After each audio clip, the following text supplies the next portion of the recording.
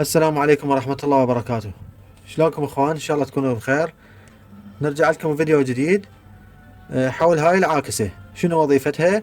تحول لنا التيار المستمر 12 فولت الى 220 او 230 فولت اي سي.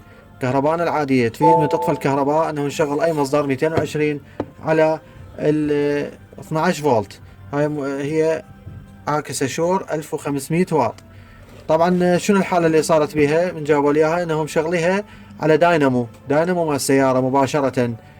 فما اعرف يعني صار بها شورت، عطاب زيادة بالفولتية. ما نعرف. هسه احنا ان شاء الله راح نفتحها. لان ليش ما نفحصها هسه؟ لانه خاف اكو فيها فد شيء بعد شورت او فد شيء يعني احتمال تزيد الامور سوء بعد اكثر، فلازم نفتحها ونطلع عليها. يلا نفحصها. فانتوا راح نفتحها ان شاء الله، ظلوا ويانا تابعونا.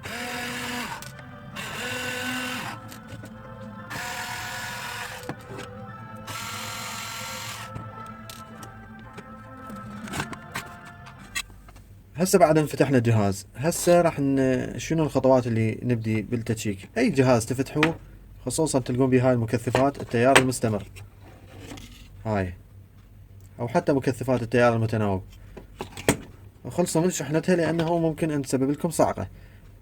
تسوون تماس بين الاقطاب طبعا عن بعد، ولا تلزمون اي شيء بالكارت لحد ما تشوفون اكو شحنة او لا، لان هاي تسبب لكم صعقة ممكن ان تأذيكم، وربي يحفظكم ان شاء الله. هذا اول خطوة مهمة دائما في فتح اي جهاز تفتحوه. وانا منزل عليها فيديو قديم يعني بداية القناة عن ارشادات فتح الاجهزة. الخطوة الثانية نشوف الخلل منين بدأ. احنا بدأ عندنا الخلل من انطاء كهرباء عن طريق الداينامو. نلاحظ هنا اكو دايودات، هنا اكو دايودات اثنين واكو فيوزات. هسه احنا ان شاء الله راح نفحص الفيوزات، احتمال واحد من هاي الفيوزات بتماس. طبعا هو هنا بظهر الكارت هم نسوي فد نظرة شوف اكو خلع او يعني عطب ماكو. هذا هو مكان الفيوزات. اكو اجراء نسويه حتى نتاكد انه ماكو بها شورت. هسه راح نفحص الفيوزات اللي هنا. هسه خليها على الصفارة. نفحص اول فيوز، نفحص اول فيوز، هذا يشتغل اول فيوز. وهذا الفيوز الثاني، الفيوز الثاني هذا ايضا شغال، يعني ما صار شورت حتى تفصل. ومع ذلك ان نفحص الاقطاب لدخول البطارية، ايضا ماكو شورت. ونفحص الخروج، ايضا ماكو شورت.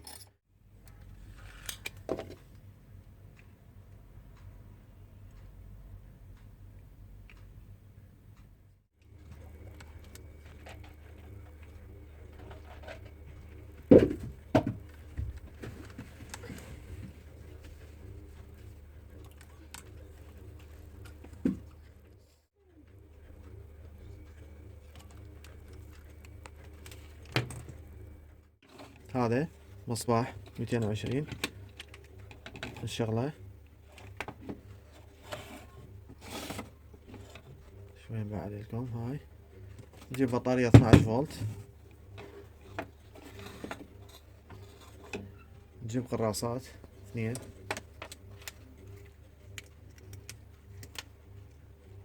طبعا يفضل اول مرة نشكل هذا. طبعا دير بالكم الحذر الحذر الاقطاب، يعني الموجب على الموجب والسالب على السالب. هسه خلينا نشوف حتى نبين لكم القلوب. ودير بالكم يعني من الشورت، يعني لا تخلون شيء يتقرب على شيء، خصوصا هذا ال 220. بسم الله. هسه مضبوط. لاحظون ماكو طاقة، مع العلم البطارية بها شحن، ماكو تخريج كهرباء. اذن هسه المشكلة صارت عندنا بالخرج، فراح نفتح الموسفتات ونشوف شنو المشكلة، لان هاي الموسفتات هي مسؤولة عن الخرج الكهرباء. فاحنا شو نسوي؟ نفحص المقاومات، وطبعا نفتح هاي الموسفت او الترانزستور اللي هنا. هسه احنا فتحنا اثنين، ففحصنا واحد منهن هذا هو عاطل، وهذا الثاني يشتغل. راح نفتح البقية. وإن شاء الله بهذا الخلل ولا بالكارت. زين احنا ليش نفتحهن؟ مثلا قد سائل يسأل ليش نفتحهن، ليش ما نفحصهن بالكارت نفسه. الفحص ما راح يكون دقيق. ليش؟ لأنه هذا مربوطات، قسم توالي وقسم توازي، فراح يعطينا قراءة غير دقيقة، فيفضل أن نفتحه ونفحصه برا الكارت أفضل. أما بالنسبة للمقاومات لا، المقاومات نفحصها بهالشكل، نخليها على الصفارة، والمقاومة اللي ما تقرأ عندنا نزيد المقاومة. قد أكو تكون مقاومات قيمتها عالية فما تقرأ بالصفارة. هسه مثلا هاي المقاومة ما قرأت، نبدي نزيد.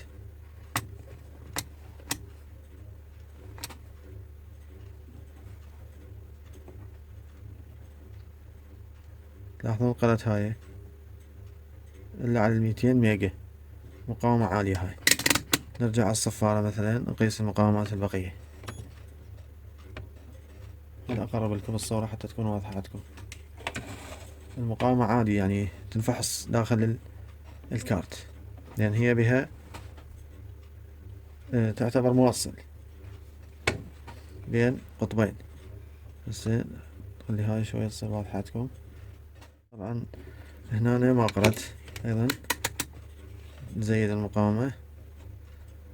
هسه تلاحظون قرأت 46 كيلو. هنا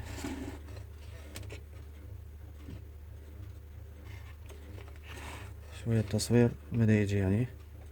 المهم هاي تقريبا 46 كيلو. وهكذا حتى لا يطول الفيديو نفحص المقاومات. هاي المقاومات تشوفوها، خلي على الصفارة أو على المقاومات العالية حسب قيمة المقاومة، ونفحصين بالتدريج إلى أنه من نخلص نفتح هذني ونفحصن إن شاء الله. طبعا نطلع بالداتا شيت نشوف اللي مثلا نشوف النوع مالته هو ترانزستور عادي أو ترانزستور موسفيت. هسه تابعونا حتى نشوف البحث شنو راح يصير. طبعا احنا كتبنا الرقم وسحبنا هذا. طبعا فيما سبق الفيديو السابق أنا شرحت لكم عن شلون نطلع معلومات العنصر الإلكتروني بالداتا شيت، وشرحت عن هذا يعني، وراح انزل لكم الرابط ان شاء الله. بعد ما كتبنا الرقم هذا هو طلعت لنا هاي المعلومات ونوع الموسفت. فاحنا هسه نفحصهن، بس اريدكم شلون قبل لا ننتقل للفحص شلون نطلعه من الكارت. هذا كارت وجهين، منه ملحوم، بس دقيقة تلاحظون منه ملحوم ومنه ملحوم، وهذا الحرارة الزايدة مو زينة عليه، فنخلي له شوية صولدر حتى يطلع بسهولة. شوية مو تخلونه هواي، حتى لا إذا عندكم مثل هاي الأداة هاي ما تدخل هنا شوية تصير أسهل.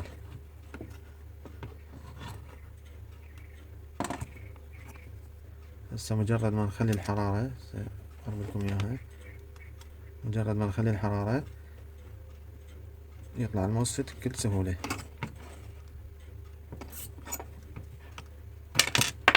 مثل تلاحظون هذا هو.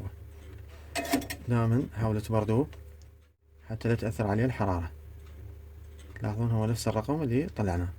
هسه شلون طريقة الفحص؟ طبعا أنا إن شاء الله هم راح أنزل لكم طريقة فحص، بس هاي طريقة فحص على السريع. إن شاء الله أنزل طريقة فحص الموسفيت، طبعا كلش بسيطة. طريقة فحص الموسفيت، نخلي القطب السالب في المنتصف ونخلي الموجب راح يعطينا قراءة. نعكس الحالة، المفروض هنا ما يعطينا قراءة، إذا انطانا قراءة معناتها عاطل. هسه ما انطانا قراءة، شو نسوي هسه احنا؟ نحفز، مجرد بس نلامس القطب الموجب مع البوابة هاي الجيت ونرجع نخليه هنا، نلاحظ يعطينا قراءة معناتها هذا يشتغل. وتكملة للفحص إذا نريد نقفل الموسفيت حتى ما يعبر، نجيب القطب السالب نلامس هذا ونرجع هنا يرجع ما يقرأ، يعني معناته هذا يشتغل. اللي يحب يتعلم يعيد اللقطة هي هاي مال الفحص، كل جدا بسيطة يعني. ان شاء الله انزل لكم انا يعني حلقة فحص الموسفيت بالتفصيل. هسه هذا يشتغل. خل اشوفكم العاطل شنو فرقه عن العاطل. هذا هو العاطل. شوفوا العاطل شلون راح يقرأ القراية مالته. لاحظون شلون ده يقرأ شورت كل الاتجاهات وكل الأقطاب. هذا معناتها عاطل. هذا الفرق بين العاطل واللي يشتغل. اخوان نرجع لكم بعد ان فحصنا هاي الموسفتات.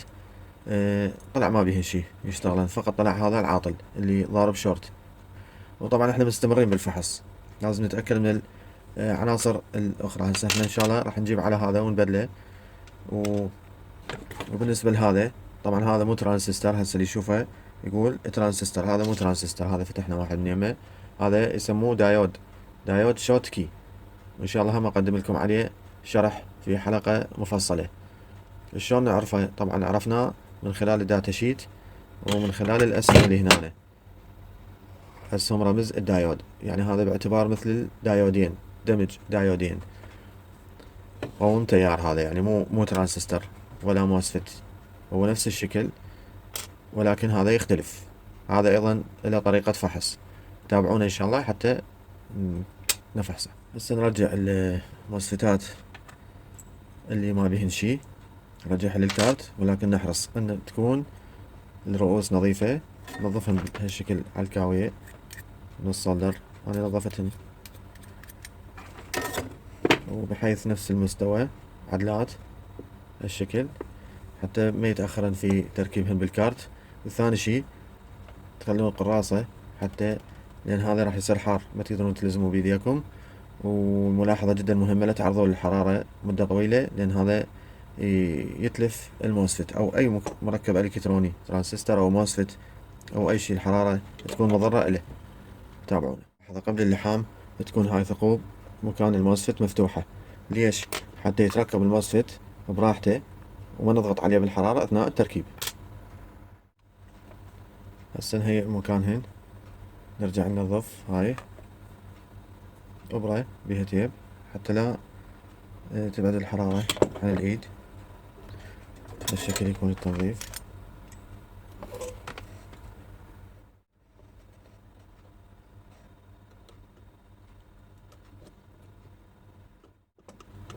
حتى يدخل الموسفت بسهولة.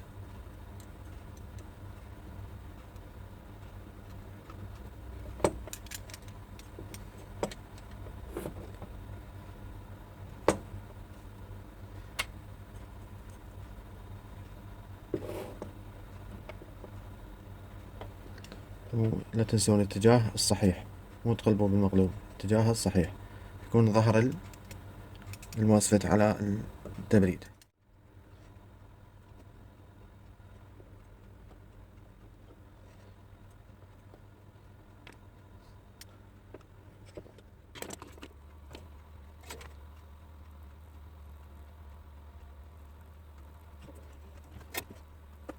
هسه احنا جبنا موسفت جديد بمكان العاطل، ولكن الوكيل انطانا البديل مالته لان هذا مو موجود نفس الرقم، حتى هم تكون تجربة تفيدكم. هذا هو الرقم الاصلي وهذا البديل اللي جبته بمكانه. هسه احنا راح نشده هسه هنا مكانه ونفس الاتجاه. اهم شي يجي نفس المستوى حتى منين شدنا البراغي على نفس المستوى. هسه احنا راح نلحمه. بعد اللحيم نبدأ نفحص حتى نتأكد انه هذا هو يشتغل وماكو شي عاطل اخر يعني. ملاحظة جدا مهمة، اي عنصر الكتروني نلحمه على البورد بقطعة يعني ابرة نسوي بين الاقطاب. خاف اكو بعض قطع الصولدر تصير هنا ممكن ان نسبب لنا توصيل او شورت. هاي ملاحظة. نرجع لكم اخوان بعد ان بدلنا هذا الموسفت اللي هو هذا رقمه، خلينا على بديل. طبعا احنا هسه اجى وقت الفحص النهائي. طبعا هنا مثل ما وصيتكم الانتباه، خاف اكو شورت او شي نتاكد، نخلي الفولت على الاي سي حتى نشوف الخروج ايش قد. خلينا هسه مصباح 220 للمصداقية حتى تشوفون بعينكم انه هذا، وهذا بطارية صغيرة طبعا 12 فولت، هاي المتوفر حاليا. هسه راح نفحص ان شاء الله ونشوف التخريج مالتها. طبعا انا شغلت مروحة صغيرة لانه هسه التبريد ما مشدود على الترانزستورات والموسفتات، فخليت مروحة، وهاي مروحتها هم راح تشتغل لان هو هذا التبريد مالتها، يعني هي مشدودة على البودي مالتها. فاحنا قبل لا نخليها بالبودي فلازم نتأكد يعني. هسه بسم الله الرحمن الرحيم نشغل. هسه اشتغلت المروحة مال شو اسمه، بس هنا يرجع الانتباه ترى هنا 220 او 230. لاحظون هسه هنا 214 212 209، يعني هنا تنتبهون من الصعقة، وهنا دي يفلت. هسه مثل ما تلاحظون حتى نتأكد أكثر نشغل المصباح. هذا اشتغل المصباح مثل ما تلاحظون، إذا كان السبب هو هذا الموسفت. بس احنا بعد نقفلها، ولا تنسون نشر الفيديو وهذا الخلل، وتحياتي إلى جميع المتابعين.